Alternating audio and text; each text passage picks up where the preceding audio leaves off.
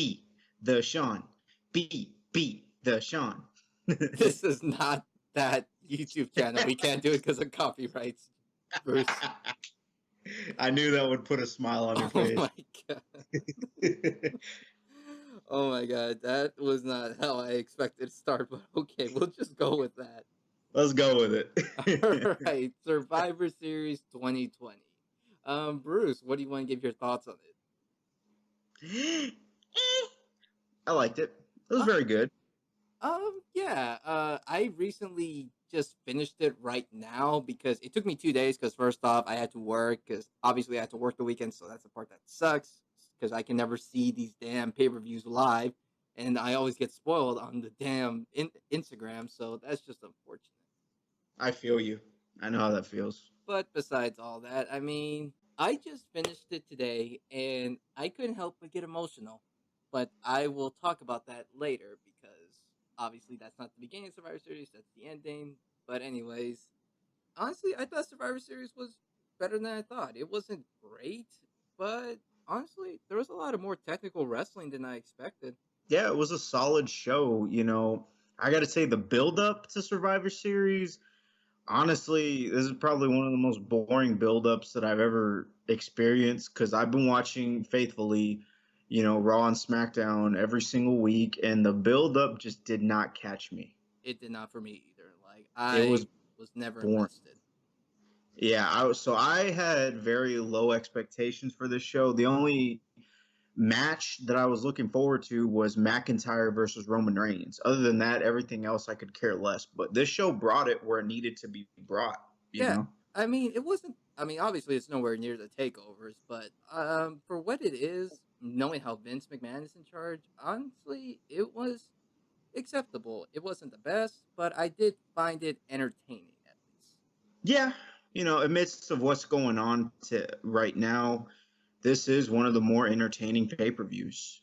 Yeah, not Oh, not not yeah. a critically acclaimed, but just entertaining. And anyways, we have the first match. Obviously, why in the bloody hell is this the first match in Survivor Series? Which traditionally this match should always come either second to last or maybe last of all. But for some odd reason, they did the traditional 5-on-5 Survivor Series match with the guys, Team Raw versus Team SmackDown. And obviously, Team Raw just buried the shit out of SmackDown for some odd reason.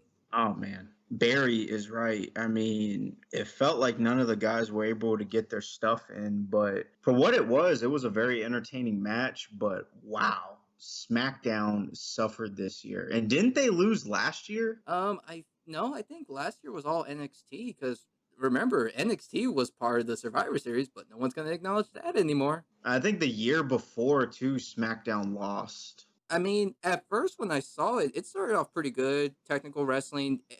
Jay versus AJ was pretty good at first. Like I thought that's how the way they should start off the match, but I was a bit questioning about Seth Rollins' sacrifice. I mean, I haven't been watching SmackDown lately, but I know you have. Is there any backstory to all this? Seth Rollins is doing the whole Messiah gimmick thingy, and his disciple Murphy, I guess. I don't. Ugh.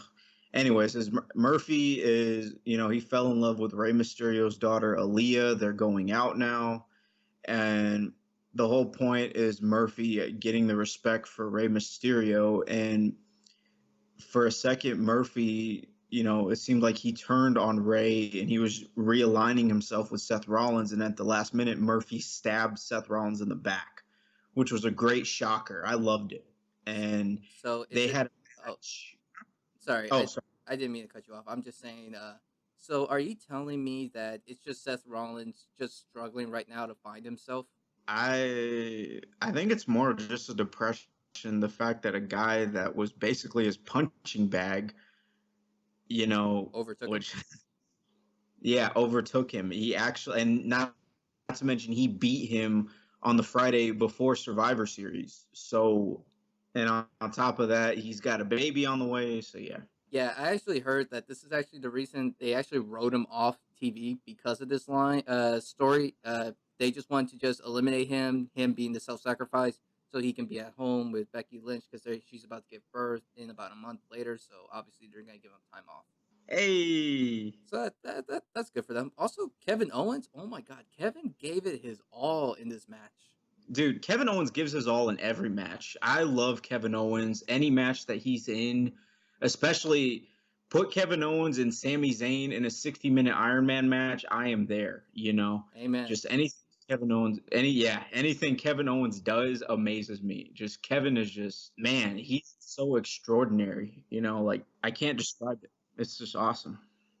Besides all this, they were giving out good performance, but why in the world did it had to be a squash match? Like, why did they not? Okay, first off, the lineup with Team SmackDown. I mean, obviously Team Raw. They had some like juggernauts on that team. You got Braun Strowman, Keith Lee, Matt Riddle. I mean, oh, I'm sorry, Riddle, because Matt does not exist anymore. And you got AJ Styles and who else? Am I forgetting somebody? Sheamus, Sheamus. That's it. You know, Firecrotch. Fireface, yeah. Fireface, Firecrotch, the one that Matt Riddle likes to call him.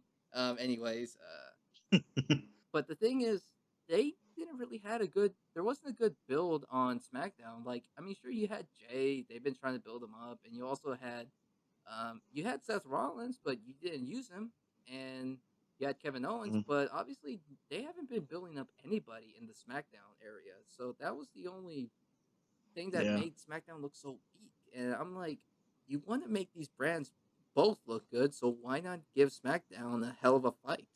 Yeah, I agree. I think it's just because that whole invasion angle type of deal, they've been doing that since 2016, and I guess they were trying to do something different. Or either that or they had no plans for Survivor Series beforehand, so they basically just decided to fart out whatever they could. That's the best way to describe it. They basically farted out whatever they could. They of course saved the best for last, but other than that, when it came to the whole point of the show, the Survivor Series matchup, they had no structure. They just didn't. I felt like they just didn't know what to do. I think it's pretty much it just shows how much WWE doesn't care about SmackDown. Yet SmackDown has the better show in my perspective. Yeah, SmackDown's no offense, Sean. I know you're a Monday night. You've always been a Monday Night Raw guy. I've always been a SmackDown guy. Remember, I'm Old Navy. You're HEB. Get I it, Rick? oh my god, don't do Get it? that. Don't do that to me. But anyways, I mean, yeah, I will admit I've always been a Raw person because that's the one I grew up with the most. But I will admit SmackDown's been doing better. I'm not afraid to admit on that. Okay, and I still enjoy Raw, but you know, It's obviously not as good as SmackDown. But anyways, I would give this rating a 6 out of 10. What about you? yeah, that's a fair rating. Same thing. Honestly, this was kind of a throwaway. In my opinion, this is kind of a throwaway match. I feel like if this was on a TV taping, like a Raw or SmackDown, I felt like it would have been maybe a bit better. But other than that, this just didn't really feel or qualify as a pay-per-view match, in my opinion. On to our second match, the Raw Tag Team Championship, the New Day versus SmackDown's Tag Team Championship, the Street Profits. I honestly, well, first off, the Street Profit. I mean, not the Street Profits. My bad. The New Day. I love the Gears of War suits. That was just great. So cool. I mean, I don't play Gears of War a lot, but I was digging the suits. Yeah, and I thought that they wouldn't add any more wrestlers after Batista because Batista's been wanting to be in a Gears of War game for years. He's a huge Gears fan, and now we got the New Day, which is even more fitting. Man, you know that's just cool, dude, to see how New Day is expanding. But what'd you think of the match, man? Because honestly, this match was way better than what I expected. This match was fire, in my opinion. I loved it. This match was really good. I like we said before, we did not expect some matches to be that good. Like we were expecting more to be throwaways, but yet here is this tag team match, and it just blew my expectations. Man, there was a lot of technical wrestling. There was some false finishes here and there, and just man, dude, these guys knew how to. I think these guys just knew what they were gonna do, and they were like, "We're gonna make this a classic. Forget the elimination match. We know what we got. We know how good we are. We're gonna bring it. And we're gonna bring it home." And that's what they did. Honestly, And oh sorry, yeah, go ahead. I was just gonna say the New Day, they were very aggressive when they were playing. Yes, Like which I haven't seen in a while. I don't think I've ever seen it. Or I don't know. I don't know. I don't know if they were playing aggressive because they're not even playing heels. They're baby faces, but yet they were doing some serious moves that a heel would do. Mm-hmm. I noticed that. So I don't know. Maybe this is a heel turn for them. Maybe they'll eventually turn heel because how long have they been baby faces for? Uh, Like four almost years.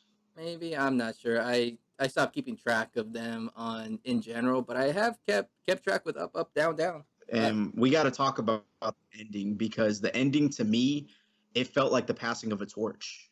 Honestly, it did. I wouldn't say that the New Day are completely done yet. They still got a few good more years in them, but I can actually see why this was a good reason that they should put the Street Profits over. And the Street Profits are that good, anyways. They're entertaining, they're charismatic, their athleticism is off the charts. Montez Ford with that, oh my goodness, Montez that sold leap he sold the hurt ribs. yes, oh my goodness. Man, I literally thought he was in pain, but at the same time, I'm thinking, man, Montez was such a good actor in that part. He is, man. That takes talent, dude. And Dawkins, bro. Dawkins was a powerhouse. But honestly, yeah, Love, love, love. I was just glad that they were able to put the Street Profits over. Obviously, they need to do it for the new people.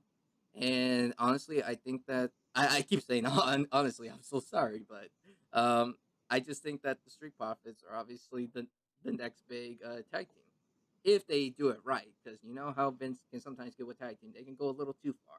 Yeah, well, even when the New Day in the beginning, the New Day was annoying, and then they turned them heel, which was smart, and then they turned babyface, and then they became the biggest, what felt like the biggest tag team of all time, I mean, they are going to be a classic tag team no matter what. I'm no matter just what.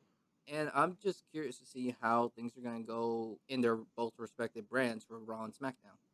Anyways, I would give this rating an 8 out of 10. 9.5 for me. I liked it that much. 9.5. All right, I respect that. Now we go on to the third match. This was probably the weakest. I'm not going to count that 24/7 bullshit match. I will never count that as long as I live. So help me. I will. Okay, I don't want to continue because I'll go on a full on rant about that 24/7 championship. The third match, Sami Zayn, the Intercontinental Champion. Son, What? you're gonna be mad at me, but I kind of marked out when the Gobbledygooker won the 24/7 title. Oh no, no! I marked out. I thought it was funny, but I can see why you find it cringy. I found it cute. I like the Gobbledygooker when it came out in the '90s, but I mean, and I know they're bringing it back for nostalgia because it's also It was Thanksgiving so time. boring. But I'm like, you don't have to do this on a fucking 24/7 championship. I'm like, and we already know our Truth is gonna get it back, or Akira Tozawa is gonna find some sneaky way, and we know it's the same BS over and over again. Who knows? Maybe Gobbledygooker will be in the Hall of Fame for being the best 24/7 champ ever. I know, I know. Anyways, like I was saying, the third match before my little friend Bruce decided to go a little cringy on me. Sami Zayn, the Intercontinental Champion, versus the United States Champion Bobby Lashley, and this is probably the worst match of the night. Yeah. Well, tell me what happened again because honestly, I forgot. That match was a blur to me. I don't Honestly, even remember the finish. I don't know what's going on with the technical difficulties, but if for those who did not hear it, in case it didn't record right, he said honestly what happened in that match again because Bruce forgot about this match. Honestly, that is just sad. Bobby Lashley, I mean, don't get me wrong, he's built, he knows how to wrestle. He's not so good on the mic, but every pay per view, he has the worst match of the night. And anyways, Sami Zayn versus Bobby And he's Lashley. talented. Yeah, he is, more or less. But obviously, Sami Zayn was going against Bobby Lashley, and the rest of the Hurt Business were centered around the ring. They weren't gonna let Sammy escape or anything. And uh, Bobby MVP threw when the ref wasn't looking. MVP threw Sami Zayn back into the ring, and Bobby Lashley put on the Hurt Lock. I don't know what kind of lock it is. I know it's like the Master Yeah, Lock. it's It, called. it's called the what? Yeah, it's called the Hurt Lock. It's basically the Master Lock. So, anyways, Bobby Lashley put Sami Zayn in the Hurt Lock, and Sami Zayn tapped out, and that was pretty much it. It really wasn't a fair match because you pretty much put the Hurt business all around them, and obviously they kept saying that it's a conspiracy theory that Sami Zayn is getting cheated because the rest of the other Hurt business are out there and they're trying to interfere in the match. Obviously, they never touch him though, except MVP. But I kind of felt like this match was kind of a joke. You're not wrong. I don't even remember this match. So, yeah, I don't know. This match just was a blur to me. I don't even remember the finish. This is something that they could have probably, again, this is another match that could have been on Raw, SmackDown, or even a house show. They have to because it's they're both champions, and they have to do it. Yeah, well, I'll be nice. I'll give them 1 star. I'm gonna give them. I'm gonna give them 1 out of 10. It's really it's just a joke. But anyways, I can't say anything else about this match. It's just yeah. There's really not much to talk about. Anyways, the fourth match, Raw Women's Champion Asuka versus Sasha Banks. This one, I thought this was one of the matches I was looking forward to because it looks good on paper. But I kind of felt that Sasha was going to win anyways because they've been building her up and having storylines. While on the other side, on Raw, Asuka hasn't really been getting, like the same treatment. And they really haven't been building her up. And they kind of forgot that Asuka is champion. Yeah, I agree. Asuka does feel like she's treated on the back burner sometimes. I don't know if it's because like her English isn't proper or the fact that she's always speaking Japanese, but that's what people like about her. She speaks Japanese. She probably cusses people out in Japanese, but And you know me, I love Japanese culture. yeah, I do anime reviews about it. of course, and not to mention, I love Asuka. I don't care what anyone says. I love Asuka. I don't mind her being champion. I love her as champion. And even if she wasn't champion, I know she can do something else because she's that good.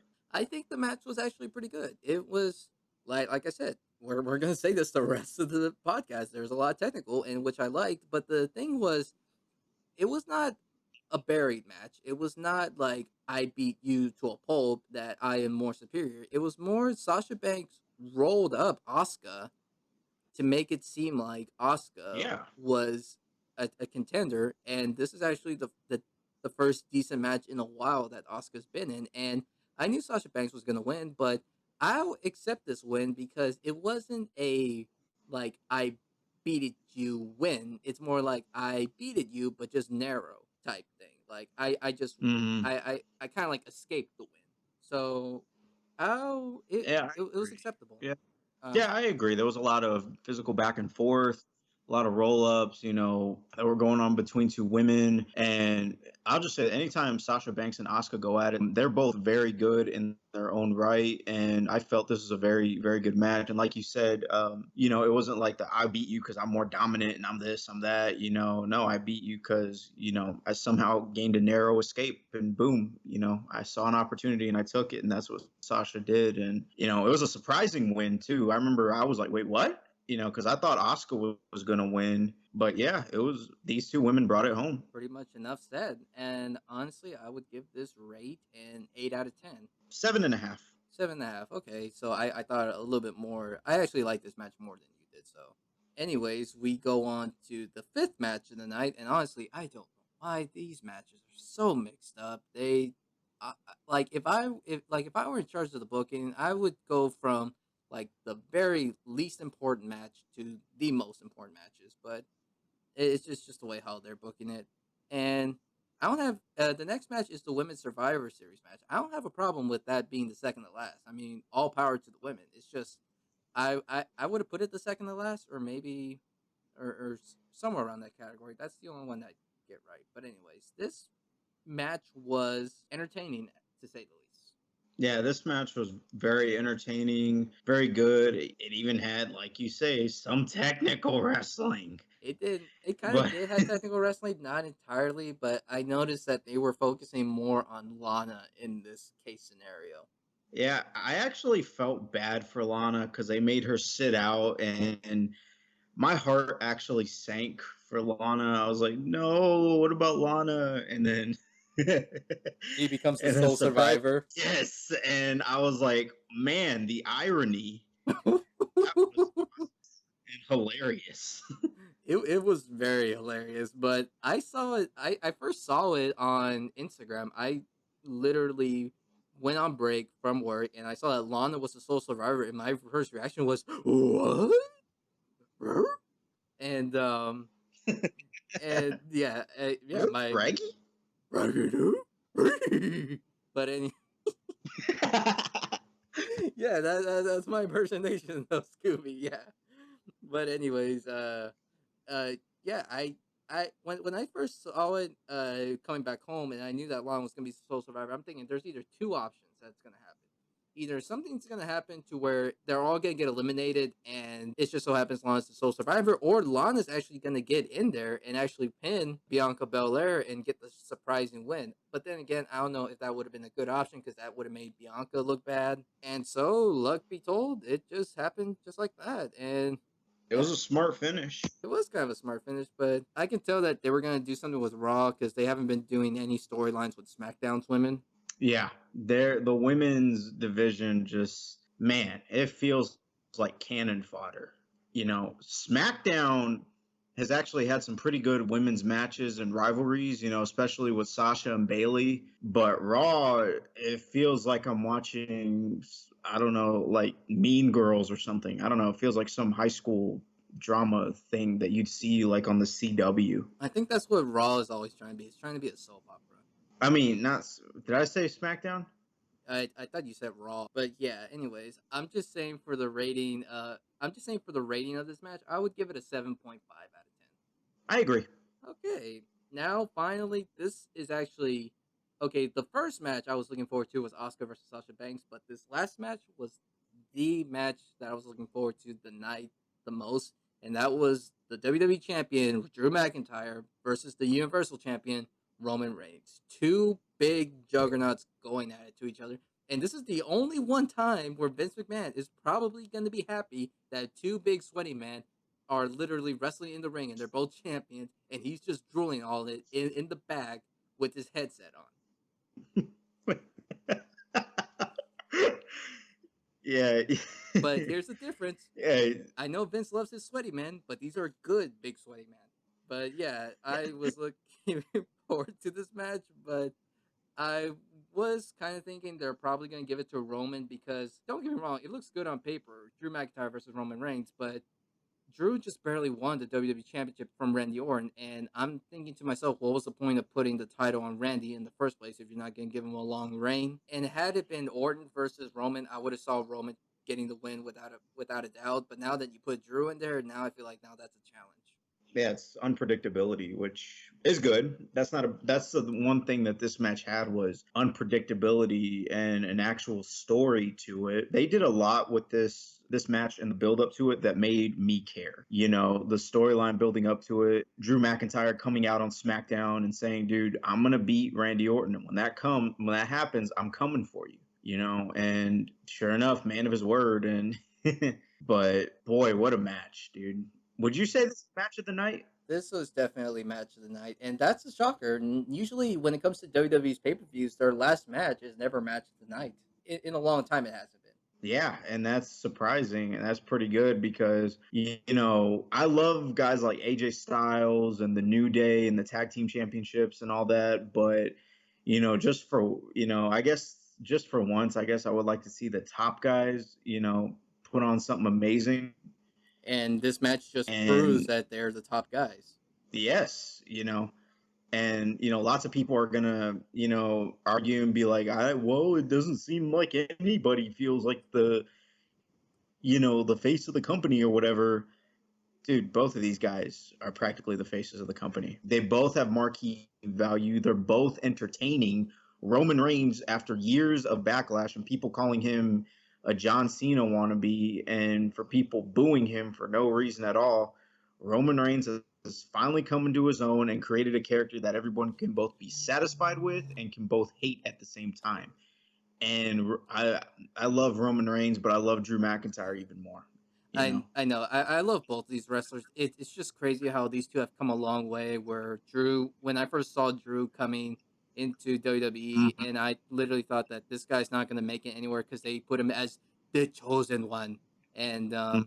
obviously he is Yeah, he is the he chosen is one. too. I kind of remember seeing him as a kid. Yeah, and even Roman Reigns coming off as a Shield member, and now here he is as one of the biggest guys in the company. And there are times I feel like Roman Reigns is bigger than WWE. Absolutely, yeah. I wouldn't. Yeah, I wouldn't deny that because he has so many chops that like act, not just acting chops. He has so many other chops that I know he can do. Just it feels like whenever he screams, WWE backs down. Pretty So much. And what do you think about the finish? Because honestly, I like the finish, but at the same time, I was pissed. But that was a good thing. yeah, I agree. The finish, mate, I could have done without because I kind of wanted to see like a clean sweep. But then again, I was fine with it. You know, Yeah, it was all right. Jay Uso It was coming. still a great match overall. I'm not saying that it diminishes the match. Yeah, pretty much Jay Uso coming in trying to interfere. He gives him a super kick, but also Roman Reigns gives him a low blow when the referee was down. And I don't mind that because Roman's a heel, so he's obviously going to do stuff that heels would do. And that just gives you Right. that just gives you more motivation to hate him. And I came out of this pay-per-view hating Roman Reigns, and if that's what the company wanted to do about his character, then they did their job. Yeah, they did their job. And, I think the reason why is because we're not used to Roman as a heel. We're used to this tweener. One week he's babyface, one week he seems like a heel type of deal. And, we're used to basically a tweener Roman Reigns. A tweener, for those of y'all who don't know, is basically in the middle. They're not a heel, but at the same time, they're not exactly a babyface either. So I think the reason why is because we're so used to that. But I love this match overall. This was definitely my favorite match of the night, and I'm gonna give it a 9.5 out of 10. I love this match. If I I could only watch one match on this pay per view, it'd definitely be Reigns and McIntyre. I knew these guys were going to bring it beforehand, and sure enough, they brought it, and I was utterly satisfied. Yeah, I couldn't agree with you more on that. I would honestly say that this would be the same match I would rewatch over again when it comes to that certain pay per view. And my rate on this match would be I mean, not as high as yours, but it will be a 9 out of 10. Not bad, not bad, not bad, not bad, not bad. And last but not least, this is more special. This is not actually a match. That was that was the end. It was the farewell to the one and only The Undertaker. And Man, I know 2020 has not been a good year, and 2020 we've we just in a way it's kind of bad at the same time because not just some events that have happened this year, but also the fact that we are losing one of the greatest, if not one of the top five wrestlers in history. agreed. And I remember I went to WrestleMania 33 a couple years back, and after that match that he had with Roman Reigns, I remember, y'all know I'm a Christian, but those of y'all who don't know, I know God was telling me, soak it in, because this is going to be the first and last time you're ever going to see him in the ring. And I never saw him since. And the fact that I got to see him that one time, I'll cherish that forever. I'm blessed to have seen my favorite.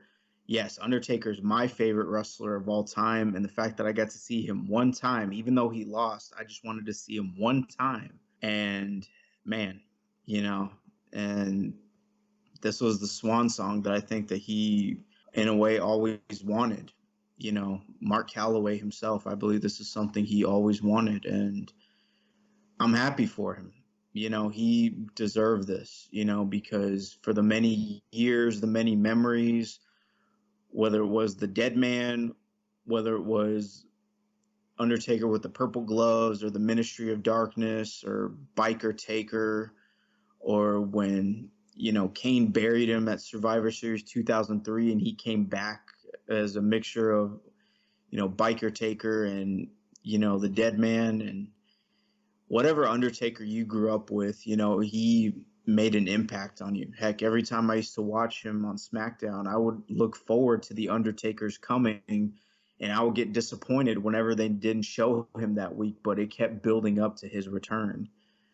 So, from the bottom of my heart, and I don't think Mark Calloway is going to be listening, but I just want to say thank you, Taker. Thank you for all the memories. Thank you for all the great matches you brought us.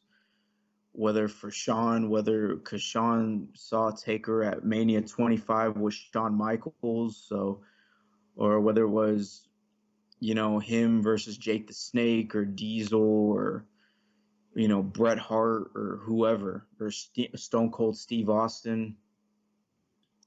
All I can say from the bottom of my heart is thank you, Taker.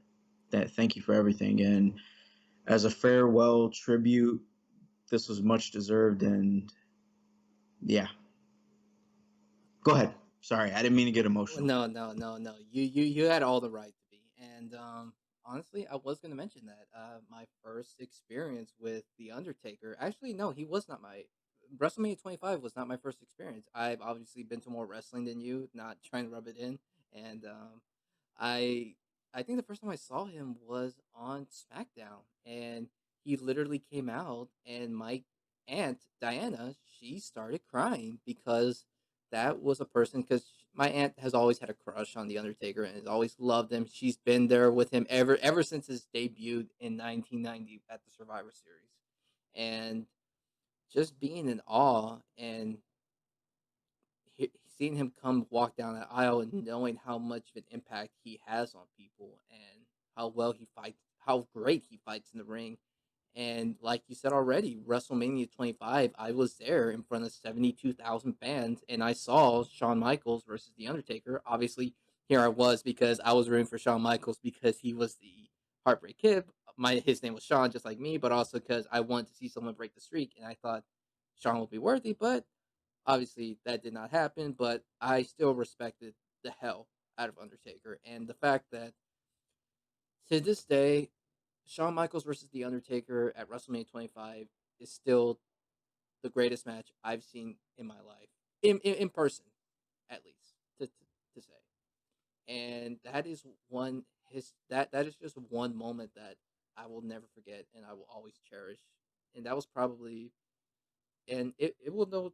I'm just gonna restart that, and it will be without a doubt one of the greatest matches in WrestleMania history. And I used to see Undertaker every night on SmackDown, and I used to thought like, well, he's a great wrestler. He's a classic. There will never be anyone like him. But at the same time, now here we are many years later, and he's not on SmackDown anymore. He's off retiring. Now it makes me. It, if there's one thing that I regret many years ago was that I didn't cherish him showing up weekly on SmackDown, and that was something I wish I could do all over again and do it right, because Undertaker is um Undertaker is just a whole another level. And like Vince McMahon, I don't agree with everything that Vince McMahon said, like when he came out, but there was one thing that I did agree, that he said that although nothing lasts forever, but he was right about Undertaker's legacy will live on forever within the WWE universe, within the wrestling world, and throughout pretty much everything pop culture related. I mean, he's one of my top 10 favorite wrestlers of all time. And there will never be another Undertaker. Mark Calloway, the American Badass, the Phenom, the Dead Man. I just want to say thank you from the bottom of my heart. Thank you for everything. And I wish you the best when it comes to retirement. Hopefully, this won't be the last time we'll ever see you, but your legacy will always live on forever. Thank you. Yeah, well said, man.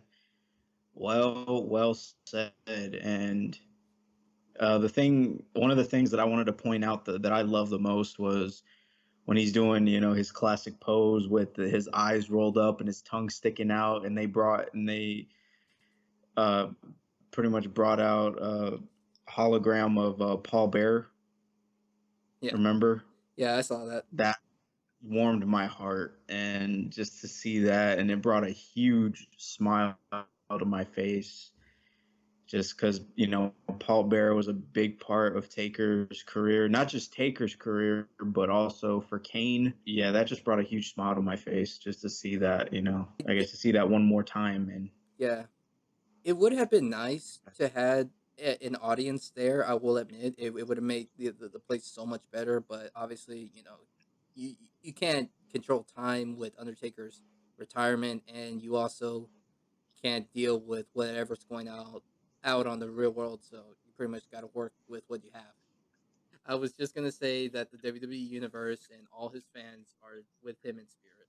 so one last time from the bottom of both of our hearts, thank Thank you, you, Undertaker. thank you, man. Uh, Wow. this is a more different podcast. I didn't actually expect to get.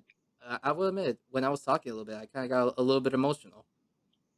Same. So did I. I kind of want to cry right now, but it's because Taker's my favorite wrestler ever, and I love Jeff Hardy. I'm a huge Jeff Hardy guy. Jeff Hardy's my second favorite of all time, but there'll never be anybody like Undertaker ever again. The Fiend. The Fiend is the Fiend. He will never replace what Undertaker did, and I love the Fiend, but he can never do or replace the things that Taker did. And never, and that's just all we pretty much just got to say about that. So, Mm-hmm. anyways, guys, I hope I hope all of you enjoyed this podcast that we did on Survivor Series 2020. We're still getting a little choked up right now. I think we'll have a little conversation Christ, Sean.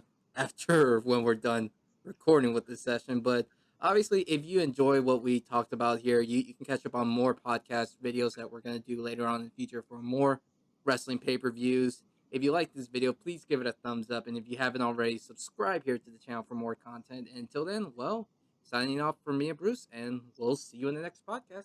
Arigato gozaimasu. That's Japanese. I know.